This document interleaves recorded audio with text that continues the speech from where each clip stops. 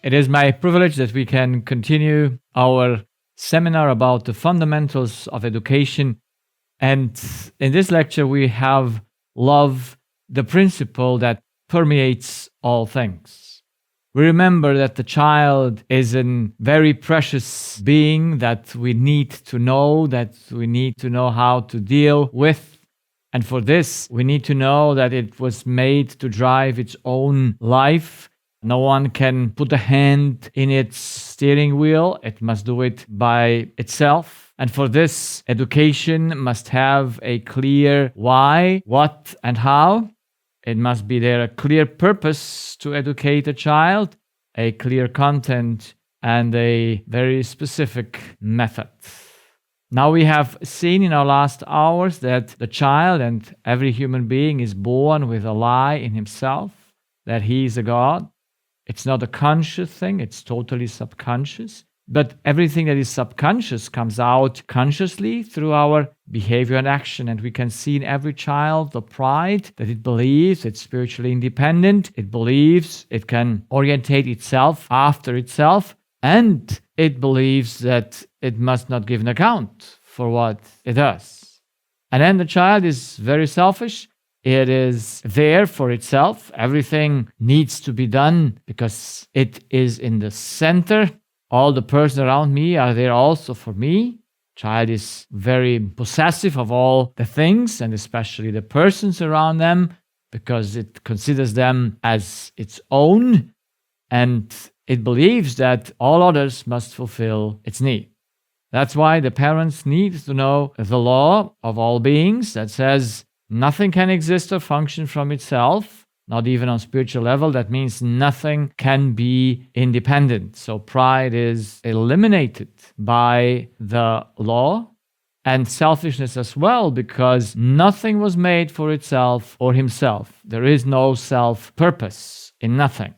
So in order to help the child to understand the issue it was born with, we must do something with him. We must give him rules that it has to obey so that it might see its pride and be able to remove the cause of the pride. And we must give him tasks so that it sees that it was not made for himself, but was made to do a service for others. So the child must recognize its wrong motivation that comes from its wrong identity. We have seen that the rules should always be unchangeable. Everything has its time. We spoke last time about it. Everything has its place. Everything has its task. Everything has its size. And the parents must have a daily plan, a week plan, where they put all the tasks to be done in the right time, in the right place, and also all the other things. Then responsibility for all the processes. The child should be given a task that it needs to fulfill from the beginning of the process to the end, and not just being used as a helper of the mom to bring me this, do me that. Those are very, very evil things, I would say, even for adults. And so we must know that when we give a responsibility, when we give a task, the task should be uplifting, not going down. My wife is cleaning sometimes the vegetables and peeling them into the sink, and she asks me sometimes to help her clean then the sink from the peels, the skins of the vegetables. And I remember once I did it and suddenly I got very nervous because I have told my wife so often to put a bag into the sink, and so when she peels the vegetables, the things are in the bag and you just take the bag and put them out. So that doesn't make your hand to be putting them in that softy thing to make yourself dirty. But And I got very nervous because I may lie in myself that I'm a God, saw it a work that would diminish myself. So that's why we need to know that children needs to do uplifting works. Yes, we should do all things, but we should do them wisely so that the more unpleasant things that we need to do should be made as pleasant as possible and being included in a whole, not just doing some helping stuff. So parents should never ask their children to help them. I said this last time, and I want to say it again, to just use the child as a helper is not a good thing. You give the child its responsibility, not that the house should be nicer for yourself or you should have less, even though that might be a help to put all the responsibilities on different shoulders. But it should never be because you as a parent can do it. We should never say please to the child when it is about a responsibility. You only say please when it is something that it is done for you. When it's a favor for yourself, like you're laying in bed and cannot stand up, take your tea, so then you can ask the child if it's willing to go to take and bring you the tea, because that's an extra service. That's not a responsibility that it has to carry on in the house. Yeah, so I never found that God says please to me or to any servant or child of him, because he never gives you a task that is for himself. He doesn't need anything that you should do for him. Yes, he is pleased when it is well about us. He gives us the responsibility just for our own satisfaction and to fulfill the purpose why we were created, but not for himself. That's why he never says please. So never please. So never say please to your child when it is about responsibilities, because that's a deadly thing. Because when you say please, you say the child should do it for you, not for the purpose why God created the child to do it. Yeah? Not the child must know all responsibilities you give to him is there for it to lift it up, to make it happy and fulfill his needs. So that's a very important thing to know. You parents and mothers must be very careful how to speak, which words they speak, what they give as an information when they speak certain words. And I often say when parents say please, they are just kneeling in front of their children and the child just is sitting on the throne. By this, you will never make any good to your child.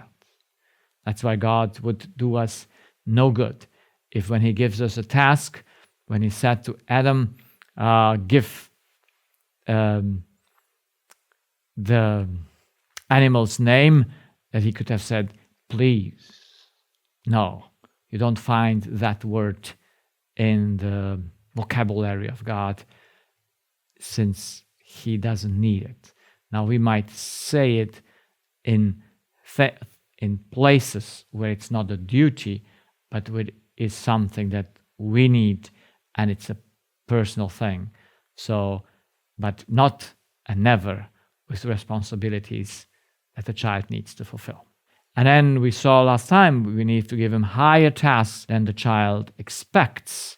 Yes, so that it must climb up, that it must stretch its mind, abilities, so that they can develop. You know, you never develop muscles if you don't use them. And with the mind, it is the same thing. It must be stretched. It must be put into action so that you get it to see it. That's why I believe God spoke in parables with us so that we must do something to understand. And then, of course, we have to evaluate daily the day and the actions of the day. It's so important that the child learns very early to give an account for what it does during the day and to be able to communicate with the authority that is mother and father about its difficulties and all those things it's encountered during the day. So that's a very, very important thing to evaluate. For this, mothers have to have that plan. They have to have that observation skill to see the child, how it's doing during the day, and to help him in the daily evaluation, and at the same time make clear to it that it uses God's means, it uses God's time, and it must give an account if it was used good or if it was used evil. Now, I said last time we must put the question, what do we do when the child doesn't obey the rules and doesn't want to fulfill the tasks? And before we come to the consequences, I want to explain the principle by which we have to act and give consequences, and that is love. So let's give a definition of love. And love is infinite, and it has at least 2 infinite dimensions. This is what I observed that we must have in order to have no conflicts, that to solve every conflict, to have no disease, to be free.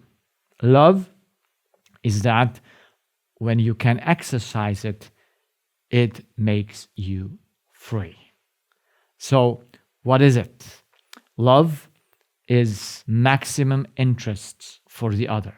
So, there must be something that drives you on to have an interest for the other. Now, compared to human or selfish love, the mother has an interest in the child. That's a big difference as for the child. You see, in and for are totally different, because when you have an interest for someone, it is at the exit of your spirit. It's the exit of your action. But if you have an interest in someone, then that's at the beginning of, that's where you feed from. Where you give, you never feed. Where you take, you have an interest in that person. And since the mothers and fathers have a great interest in their children, when the children don't do what they need to do, they dominate them. They forces them and they compel them. I mean, it's 3 times saying the same thing, but I hope that you all understand that that does not look like love. And everyone knows unconsciously the definition of love. Every child knows it, and it knows for sure whenever you want to force it to do the right, it will rebel because it's an anti-need. It's an anti-need. So love gives 100% freedom for the other. It respects the other 100% because it has an interest for him, not in him. Now, when humans get frustrated when they want something from the other, they try to become indifferent to the other. But a mother can never be indifferent to its child. She might sometimes say, I don't care. I mean, doesn't want to care for that. But it is also just I would say, a stubbornness that comes it looks like you give liberty, but it is not. It's just careless. Yeah, you don't care, or you try to be indifferent. But it never happens that the mother could be indifferent in her child, no matter what happens, even though some parents try to do that when the children don't do what is right. They expel them from home, or I know what kind of measurement they take just to, force the child somehow to do the right. What brings all the difficulties in all our relationships, in all our problems, is that we need the good in our spirit, and we try to force the good on others or to compel it on others. And this brings all the problems and all the conflicts and diseases in the life of man. So love is without force. That does not mean it has no consequences. But love never forces you to do the good, because love is a spiritual item. It comes and can only be produced by God, because the condition to produce love is to be independent to the one you give it. This is why I prove to all my non-believing patients that God is the only author of love, because only He is independent. Yes, because only He is independent. No one can give love to be able to have maximum interest for the other and give him 100% freedom. That can only do a person that is independent towards that person he gives it. So if mothers and fathers would be using God's love, that is being dependent on God, and giving this love to their children, applying it in their action, the education would be fantastic and with great results for the good. Because this is at the core of everything. If we don't understand the principles that permeates everything,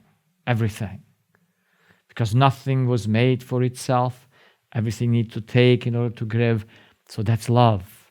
It has maximum interest for the other, but it would never force its will on the other. And it's very important to understand that issue. Never force the good. Because what I saw in my medical observations, it is this force to do good that brings disease. And this is why God made the disease to be an effect of one thing. When you want the good by force, that's when sickness appears. Sickness could not appear except God gives it to you as a test or as a final punishment. If not, then disease is an effect that comes from God in order to make you aware that you want to enforce the good on others. This is the deepest, most subtle, deceptive thinking of the human being. You want to force others to the good. You would never see that that's wrong. And parents don't see what they do. Because if they would see what they do, they would change. They would stop doing it. But they're so blind because their intention is so good. So how can they be wrong? That's why parents must understand that when they give a consequence, It can either come from love, or it can come from selfishness and pride. That is, I'm higher than you, I'm a God. Or you do it out of God as a humble creature that exercises the love of God. So let's look what to do if the rules are not observed. And we have the two things. We have love and selfishness and pride. And we go first through the love things. So when a child doesn't do what it should, then you must give him consequences. But you can only give him the consequences out of love when you do it for the child, not for yourself. So when God gives us consequences, he never does it for himself, because he does not need us. He's independent. So the mother and the father should be spiritually independent in order to give consequences. If not, they are not doing what is right, and so the result is seen. So what is the purpose of the consequences? It is, in the first hand, to make the child aware that something in him is wrong. I mentioned in the last presentation that when you train a little child to put its toys back and it forgets it one day to not put it back, you might wait to see if the next day it does that, what it was used to do routinely. And then you might ask the second or the third day and say, are you aware that you are not fulfilling your task anymore, putting back your toys? And then the child might give a nice answer, because they are never without an answer very early when they can speak. And so they can say, well, I forgot, or yeah, so they excuse themselves. And then the parents can be very kind and say, well, yes, I understand. You have something in you that makes you to excuse yourself, that makes you to think that you don't need to fulfill your task. And that error we must now put out. You must see that you have something in you that pulls you away from the good, from fulfilling your task and duty. So the consequence is not there to force the child to do the job, but the consequence is just to make the child aware of its error. Okay. Because then the child might say, I forgot. And then you say, well, what shall we do that you should not forget? So we must help the child to not forget what was wrong. You see, when we don't have any effects that are given according to our wrong actions, we will never take care to take them away. And I once was angry because my wife was not ready with her bags to go to the airport. And some days later, I got my stomach pains. Even though I confessed immediately my sin and mistake, I got the pain. You see, there must be something very important for us to understand. You can forgive the child in this way that it didn't do it. But forgiveness never excludes, but includes consequences. See, I believe God forgave me immediately when I realized I did wrong. But why did I get my stomach pain that kept me for weeks? And I was laying in my hotel bed. I was in Asia doing meetings during the days, and I had these terrible stomach pains. And I said to God, I mean, Lord, I confessed. I know it comes because I wanted to enforce the good. why does it hurt so much? Why does it not stop? You see, we can ask God why He gives us that consequence. And the thought that came was very helping. And the thought was that you might not forget. You see, we are so easily to forget how evil is. And if the consequences doesn't remember us that, we will forget it. And next time, we will go again in the same way. You see, after that year, I traveled after that every year to that country, and just before I had to go, I was very aware that I should not get into any conflicts, that I'm again having stomach pain. So we must know that the evil that sits in us is so evil. And just by pain, I realize that God opens up my eyes and says, you see how evil is evil? You see, that's why the consequence must be pain, whatever that pain is. It must be a pain. It must be something unforgettable, so that you are aware that the error in you will bring you into a great difficulty. So never a consequence cannot be pain. Yes, you don't need to give it all this. I don't get always stomach pain because God knows I would be dead by now, but He helps me. He has a good hand in helping me understand myself. And so parents need to do the same like God does. Does God not love me? Oh yes, He gave His life for me.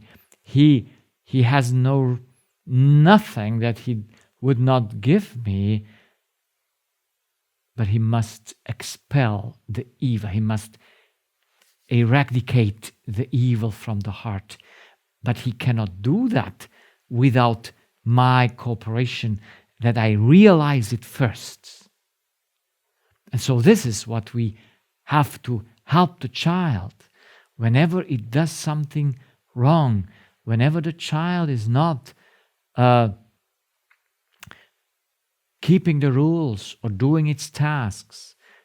We must have a consequence, but the consequence must be given from the parent for the purpose of making aware and of not forgetting how evil is evil. That doesn't touch if tomorrow he does it again, because he's free to do it again. You see, when we put the hand on a hot oven or fire, we are burnt and it brings us pain. But that burning, that pain, never keeps you to not put again the hand there. You can put it again. No one will stop you. But whenever you put it, you burn your hand. So when will you learn you should not put the hand where it's burning? This is how God made consequences. They make us aware that when we don't exercise love, when we go into areas where it's not our business to go, because we have our limited area of action. And if we want to go somewhere where we are not the right person in the right place, then we must burn ourselves. We must see that there are limits to our nature. Because our nature says, no, you have no limits. You're a God, so you can go everywhere. No. Whenever we go and want to pass that border, God will give us consequences in order to see that there are borders. But whenever we want to pass it again, He will show us that we cannot pass it. So a consequence, therefore, cannot be an action that the child has to do. See, some parents give a consequence. They say, "Oh, you did that, now you have to do that." That is very, very wrong, because it's again against the principle of love, because you force the child to do something. The only thing you can give as an action, as a consequence, is the withdrawal of a privilege. So if not, we are growing rebellion in the child, because if you put it to do something, then the child will rebel, because you must force it to do it. But if you say, okay, you have done this, now you have lost some privileges, or you receive some pain, and well, the privileges bring pain, then you will have success in showing the child the right consequences. So always the consequences should be given without a personal involvement. That means the mother and the father don't give the consequences because they are hurt by what the child has done. They don't need to weep, because some mothers try with tears to force the child to do the right, or complain, "You hurt so much the family," or "You did so much to our reputation," or whatever it is devilish, because God never works like that. Love, God gives us the consequences because, not that He's personally hurt, He's hurt because we are hurt. So that's why a parent should never give a consequences when he is not under his control, when he is not acting out of love. Better not to give the consequence, because then the effect is worse than when he would not give the consequence. You see, in families where things are more relaxed, there is not much conflict and not much disease. But in families where the standard is high, and in Christian families usually they put high standards, but they are not aware that they want to reach the standards in evil nature. You can never reach a high standard or to do the good out of the evil nature. It's impossible. So that must first be eradicated. And that's why education must make it first aware and then put it away. And then service is made out of love and is right. You see, obedience that is not done under conviction to do the right because it's right is no obedience. That is just finding the easiest way to go through the motions. Obedience must be a conviction against the tendency and the evil nature. So we want to give consequences to the children at that age where they are dependent on us. Now, if the child is 16, 17, 18 and he's almost independent, then it's hard to give consequences. I know one of our foster children was the age of 20, 21, or even 22 when he was living a very nice life in our house. He had his room, he had his food, he had his internet, his electricity, everything was fine. And so he didn't do anything to get up to do something for his life. And so after a long battle with me and within me, with God, I went and told him and said, look, you either pay rent or you move out. Now, it was a hard thing to do, but it was very, very important. And I'm very happy that I did it. I said to the child, I don't need your money. You could live here forever not paying it. But it's for your sake. Because you must have a pressure to do something to fulfill your duty, to not live a life from, I say so, in everything is free and you don't fulfill the purpose of your life. Yes, it took some time until he moved out, because he chose that in order to pay rent. So it's fine. He had to move out. He had to find a place to live. He had to find a job. So, and we are still very good friends. Because we must do that, what hurts the child, what brings him pain. And we might suffer together with the child, but we must do it. Like God suffers with us, we must suffer with them, but not for our own personal fulfillment. Because we must do it for God's sake.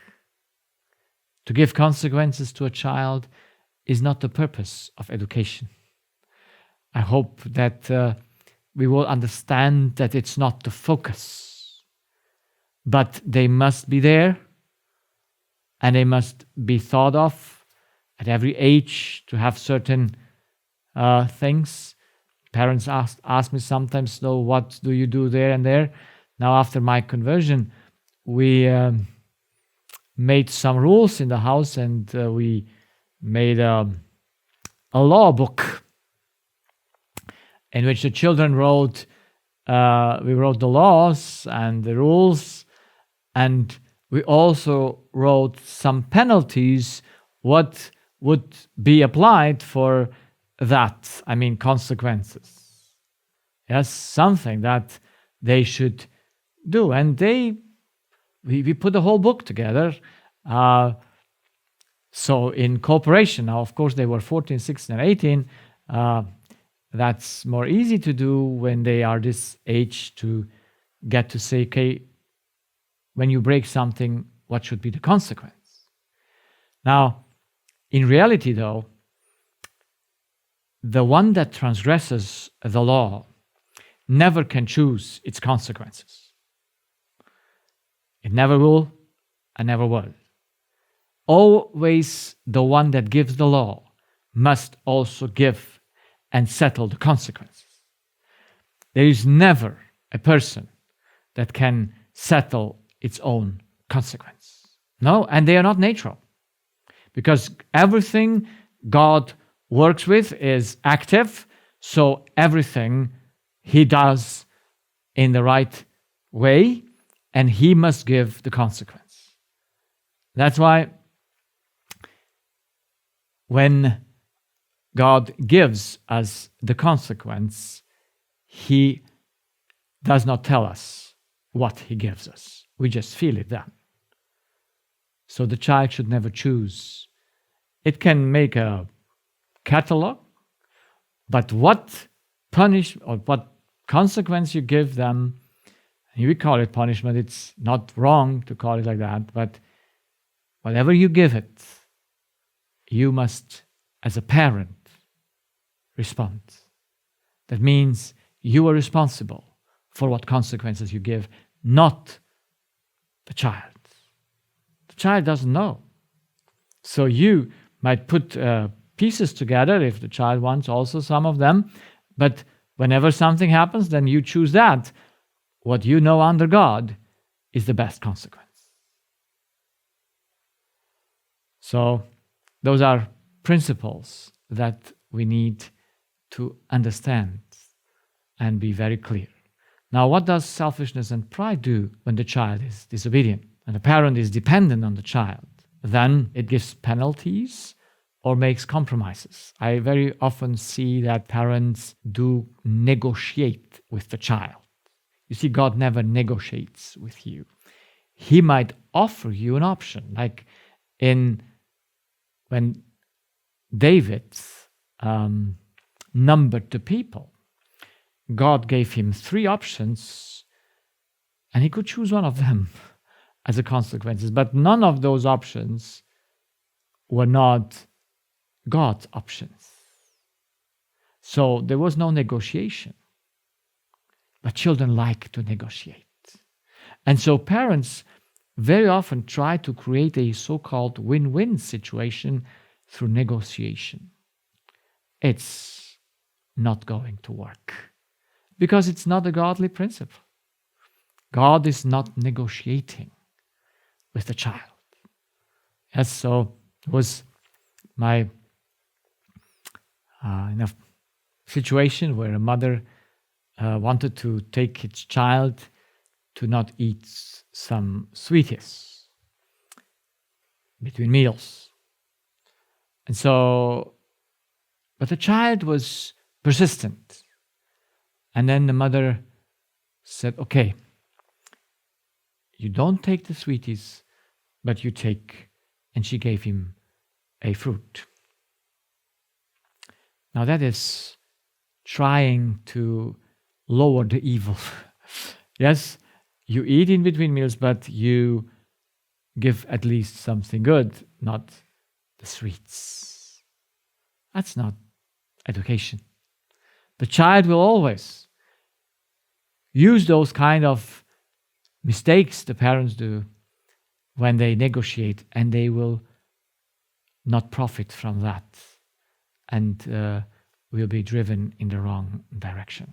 So when you give a consequence as a parent from pride and selfishness, then you just measure the powers. Because I'm more powerful than you, I give you this consequence. This is a very, very evil thing where it's a power battle. But since you are more powerful, you use your power to exercise your position towards the child. It will never bring a good harvest in education. Because you see, God never needs to be stronger than you. He is it. And you never need to battle, to fight for your power. But usually when parents get angry because their children are disobedient, it is because they see their helplessness. Now, God is never helpless. He might give you up because He cannot come to you by conviction, but He will let you be like you are if He cannot convict you through the measurements He takes. And so He will not use His higher power to enforce the good on you. He will never do that. And so parents should never use their power position towards the child to just show they're more powerful. In most cases, all the consequences are revenged. They're acts of revenge by the parent. So I know this from my childhood, and you might know it from your childhood. That this is, oh, you did wrong, and now, yeah. So it's an act of revenge. It's terrible, but revenge will not bring in the child anything good out, but it will make its evil nature to be more strong, more put down. I mean, will grow up more and more. So parents, when they give a consequence to the child, they say, stay still, or they take it and pray with it. These are forced acts. By no means we can ever force the child to do the right. And yes, when it is little, we must keep its hand, but protecting the child is not forcing to do the good. See, when I keep the hands and my child should not run over the street or put the hands on the fire or whatever, I don't force it, because I do an action with him. But when I say, no, now you have to do this, when parents put conditions, when they're conditionizing their children, it's very, very bad. Because, yes, we live under conditions to fulfill our needs, but conditioning is a devilish thing. So we must understand that. It's very subtle, it looks like the same, but it's the opposite. It won't bring anything good when you say, you only come into the door when you cleansed up your table. Those kind of sayings are conditioning. You eat first your avocado and then the bread, or the bread because they usually eat the avocado better than the bread. So whenever we conditioning the child, it's anti-education, because that's the devil. God gives you options to eat from that table, and if everything is good on the table, let everyone eat what he thinks. And if the child eats too much and eats too much from this one, in the evaluation time, you can address the issue and can say, well, would it not be more better to be more balanced? And why do you do that? And try to help the child realize that it's not about you. It's not that you want something for yourself, but you want something for the child or for God's sake, which God made to be like that. So there are many, many mistakes that parents can do when they want to bring the child to obedience. They either try to force them to do it or conditioning them to do it. Both are very, very wrong. And I hope that we all understand that's not going to bring us success. And one of the worst thing in the pride and selfishness motivation of education of the parents is they take the disobedience of the child as a personal attack against themselves. It happens in seconds, in milliseconds actually. But parents should therefore have their walk with God to understand themselves that here something is wrong with me first. And then I have to address the issue. So you see, if you don't solve your issue first, how will you, evil being, solve the evil issue of your child? And you are much older and have more experience, have more power of reason than the child has. That's not possible. What you cannot do, you cannot try to bring the child to do it. What you cannot obey, the child, you cannot help the child to obey it.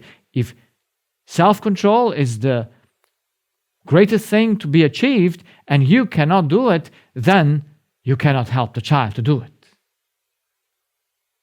So the parents must first educate themselves. When they give a consequence, they give it for the child's sake and for God's sake, but not because they are hurt, because the child did not obey, because they're nervous or angry and weep or whatever. Those things needs to be changed. So let us come and remember that we were made to be channels, and we must live from the Word of God. We must believe it, take it in. By this we bind ourselves in trust with God. And then we deal with decisions, and through our bodies, we do that, what we have to do with the people around us. So we are a channel. We live from the relationship with God, and we live with other humans. So parents live with their children, they live with each other in their marriage. They're not living from each other. That is based by the basic law of life. In the 10 Commandments, the first law says you must live from God, and the second, you must give it further, keeping nothing for yourself. Now, through the deception that we have, that we take the words of people because we have a wrong identity, we cannot fulfill our actions anymore. We will have no people we live with them. We only will have people we live from them. And if you're religious, you put God here as well, but it's all wrong, because there is only one source of love. No one else has it. And that's why he's a God, he's independent. And all others that take from him give out what they take from him, but now they take from each other. How much love does your child has for you, or your husband or spouse? It's nothing. That's why we cannot keep the law as long as this is in our heart. And when we break the first law, not taking from God, evidently we can keep no other following law after that. So let's look at a deeper level, at the heart function. If I'm a creature, I have spiritual needs. And in my heart and subconscious, I have these two actions: to trust or to take, the faith, to believe. And I must take the words of God. I must take his love. I'm dependent. That's the first law. But it's not for me. I have to give love further to all those around me. And by giving, then I have the gain. Here I have the fulfillment, not here. And I am independent wherever I give my love. Now, through the change of nature, our heart says, I am a God. So we give before we take. And we give for the purpose to receive. So gain is when we receive something. Yes, parents are very, very deceived when they think when the child is obedient, they receive something and they think it's for themselves because they did a good job. No. It is God who will say to the parents, you did a good job. Not that you think, oh, yes, see, my child is obeying. But the child might be put to the test and might show that it did all obedience just because of an easier way to go. So that's why we need to understand our deception in our hearts. Since we believe I'm God and we cannot be God, we give in order to receive. This is an illusion, is impossible. You can never give anything from yourself because you have nothing. It is only possible the right order. You take in order to give. But it's not aware that you are taking from your mother, your father, your spouse, your child, your friend, your pet, and so on. This is unknown to man. That's why we must know the truth is this. You take from the child as a parent, then you are wrong because then you're a God. If you can act lovingly towards your child, then you know you don't take from them. But since it's in our hearts and we don't know it, we might see it through the effects that come out. And when we see those effects that come out, we must realize, oh, my selfish nature, thanks. I have to receive something while I actually take from these persons. So the one problem that we have through the idea that we are a God is that we want something from the other persons. We have expectations for ourselves. We are bound to them. And we are destroyed when they reject us or when they do the wrong. So the child is born with the error, and we must understand this. The child has only good needs, like we all have only good needs. We have love, respect. Yeah, we saw that freedom. It's all the inclusion in this safety or security, justice, harmony, well-being, recognition, appreciation, peace, and so on. So these needs no one can change. They are set by God. Like he said that you need oxygen and water, so you need this spiritual needs. Now, having the wrong identity, the wrong door that opens the heart, that takes in the information. The child is born with this great lie, believing that the parents must give them love. It expects every one of this to be given to him. It doesn't understand the law that no one can open up its heart. It must do it itself and use it to give it. No one can love you for yourself. I mean, the love of another one never will help you. There was once a lady that got some issues, and she came to me and said, well, I have so many people that love me, and you say it's from lack of love, the disease. You see, when you put force on others, it's a lack of love that comes into your body, and you see the effects. And so I said to her, it's not about the people that love you, it's about the people that don't love you and that you don't love. You see, we only can think for ourselves. And love is a thought process.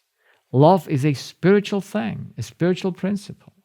And now someone else is born expecting that someone else should think for him.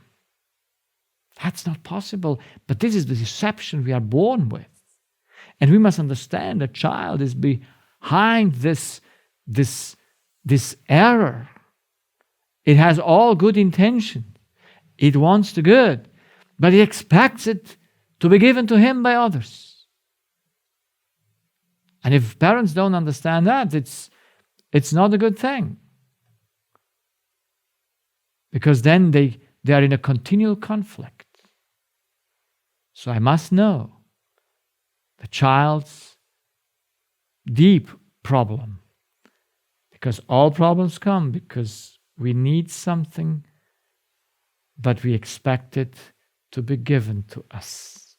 And so that's why we need to force the other to give it to us. This is the dynamic of our evil, this self-decepting nature. So how and why is there a conflict between mother and child? It's very evident. Mother is born of God and the child is born of God. And so they're living in spiritual dependency. Each one expects from the other to think for him, to do for him that only he himself can do for himself. You see, on physical level, the child knows that mother cannot eat for me, and on physical level, the mother knows the child cannot eat for me. But since the spiritual blindness and the spiritual deception is there, they want something on the spiritual level that is totally impossible, that is absolutely not possible. That's why it doesn't matter if someone loves you or not.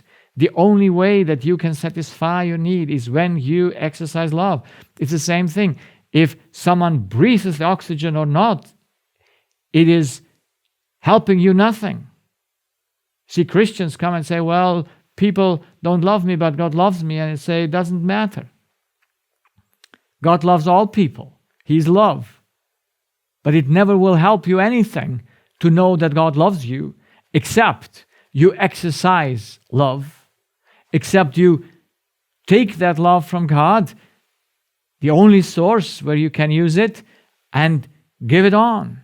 That's how you prove that you are in the truth. So, the spiritual dependency on each other must be interrupted. And we will speak tomorrow in our last presentations of how that should be done. But right now, mothers need to understand the child's conflict, because that child never wants anything bad, because all our needs are good. But it has this sinful nature. It has this terrible deception, and that expects that its need should be met. So let's look to the child's expression of protest. So the children, since they are dependent on their mother to take, They're not aware of that. They need good things. And they protest when they take something in that is not good. And we'll see how they protest. So the child attempts to control its parents, wants to make them happy and peaceful. You see, a child, it's a baby. Just recently had a case where, you see, the baby is 8 months old and it's full of neurodermitis. Of eczema. How does that happen? What's the cause? The child is 8 months. Well, the subconsciousness of the child works exactly like all subconscious and the adult as well. And the child needs a sweet mother, a peaceful one. But now it has a mother that is under fear and the stress of whatever circumstances are there. And now the child has no choice. It must chew that evil, non-good tasting thing. And so what does it do? It must protest. And in this case, it's a total subconscious process. It stops. It becomes sick. And if parents are not aware of that, nothing changes. Maybe circumstances changes and then the eczema disappears and no one knows why. But there must be a cause. And the cause is because the child is dependent and it wants to control its mother. If that little baby could control its mother to stay home, to not go to work, to not be stressed, to be peaceful, it would make them. But it would make them by force. But you see, the child does that without choice. Because it is not aware what happens. So on the child, we can explain the mother that the child has an issue with her and is in a conflict. So when children are growing up, they will complain of all kinds of body pain when they cannot force their parents to do the right. Because the child wants respect. I rarely saw that a parent respects his child. So diseases and refusal to eat, drink, dress, and uncontrolled behavior. Those are all visible things that something what the child eats is not right. And it tries to force that on its parents. All that does the child. No one can do it for the child. But if the parents know the terrible thing the child is born with, they should avoid to act against the needs of the child, to be unkind, disrespectful, and so on. So parents and mother especially must be very aware that that umbilical cord is there between the child and her spirit. And the child's spirit is in need of pure love, of pure peace, of pure safety. And it can only eat that, what mother has. So mother needs inside of her to be happy, but she should avoid to be harsh, angry, disrespectful. I see sometimes how parents tear their children after them and are, like I shared before. So those things must disappear because we must understand the deep issue the child was born with. So the question, that's why I put this great question, it's a crucial question. Do the parents want to help the child to become free from the error he was born with? Or do they want to make that error even deeper and worse? What do the parents want? Are they aware what happens with the child? I hope they become aware. But in order to help the child, the parents must know their own needs. They must know and have time to think, to plan, and implement. But in this world today where everyone is rushing, I don't know for what, we all rush for our fulfillment. But a mother should know what is her duty. It's the greatest duty and the greatest privilege that a human can have is to be a mother. There is no higher job than that. This is the highest job in front of God, because He gives His children to the mother to bring out a character, a beautiful building, so that the child is that what God wants it to be, a happy being, a being that knows how to do things and knows how to control and drive its own car. So a parent that has no time to think about itself, a parent that cannot evaluate its own action, a parent that is stubborn and just stays on its good intention and doesn't see that it destroys the child in that way, that it provokes him. But you see, if you provoke an adult, he might have a chance to not be provoked. To respond to that without destroying himself.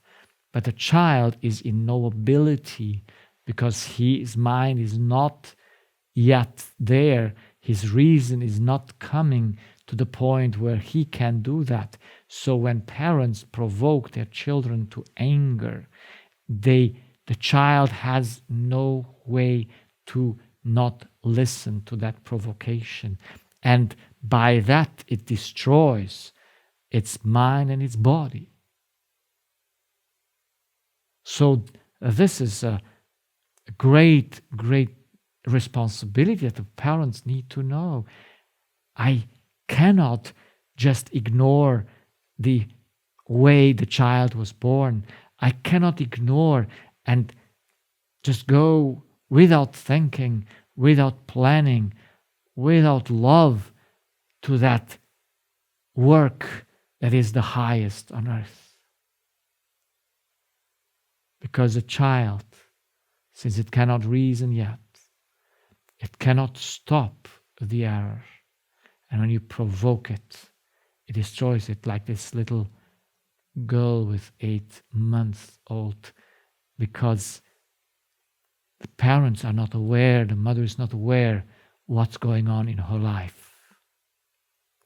So mother should have her daily time with God, in which she should not make theology. You do not need to read books or many pages. A word of God is more precious when you put it into practice than the whole food that you never put into practice. So when you understand one thing, and you must explore that with God and say, Lord, you have to help me to understand my child, to understand what's going on in me. And only He can help us to see ourselves, that I may do a right planning and then take notes during this time with God, how to do things, very practical.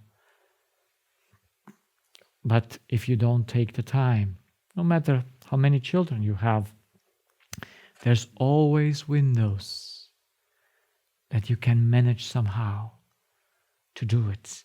And sometimes our connection to God, even when it is of less time than normal, or it can be so powerful. We can learn so much in a few seconds, more than we might learn in hours when we are not paying attention and are disconnected from God. So parents should know themselves and how to satisfy their own need so they can help the child as well.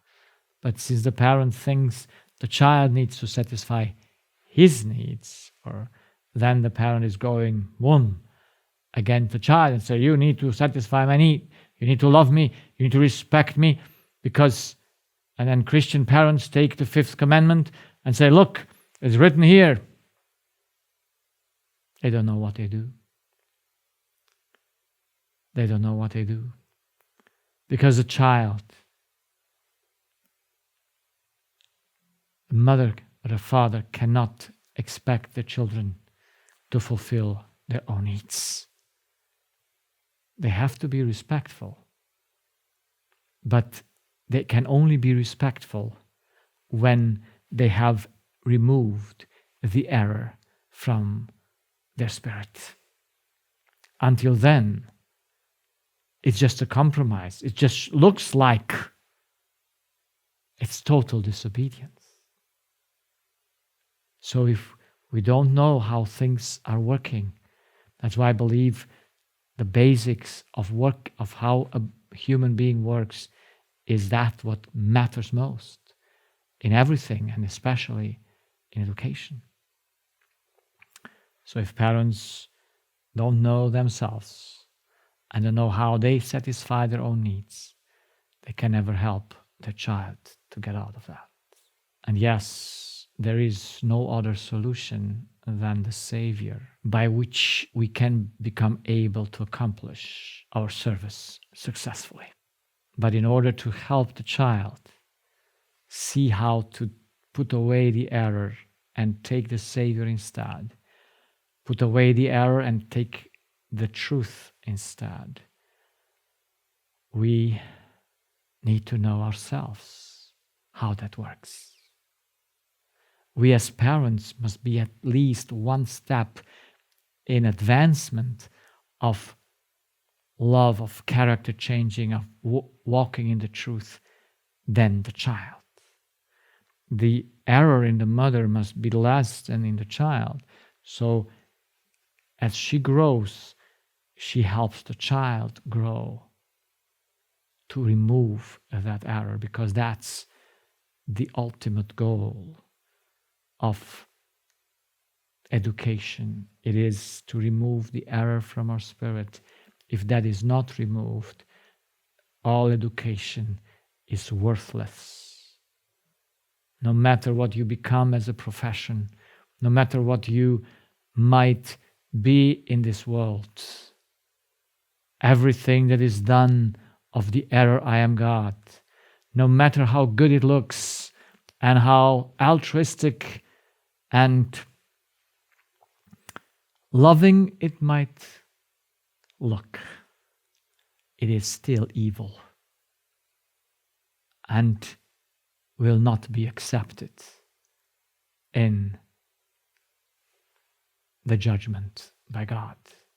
But that person will fall through. So let us be very clear. The child is born in a terrible situation. And parents must help the child to become free from the error it was born with. Without this goal to be accomplished in education, education is worth nothing. I repeated this because I think it's most important to have the clear knowledge why. Where do we want to go with our education? The goal must be the removing. But you cannot remove without replacing. So whenever we remove one error, we put instead a truth. Because there are only two kinds of things, truth and error. And you either live by the error or by the truth. And you need to help. And when you remove the error, you replace it with the truth. At that point, the child becomes free. So that's the ultimate goal of education. And if we don't know that, then of course we just look on outward things. The child should do this and that, and be right in music and do this performance and that. But in the end, it will be all like the wisest man King Solomon said, he said, it's all vanity. Yes, it will end in nothing. Because deception and error cannot survive. A spirit that lives from error cannot survive because it lives and can only live from truth. It's like the body cannot survive if you give him carbon monoxide. You must give him oxygen. So education has eternal issues. Education brings eternity to the child, either eternal love, life, or eternal death. So let's finish with this thought, with these questions that you put yourself. Do you want to help your child to become free from the error he was born with? Or you want to let him like this and just make him to do right out of error? If you would have a blind child, whenever the child falls because he didn't see the obstacle, would you help him or would you punish him? Would you tell him, look, why could you not take attention? But he could not. This is the picture that I want us to know. The child is born blind. And as long as you don't bring him to light, to see, to bring him to vision, education won't be worth anything.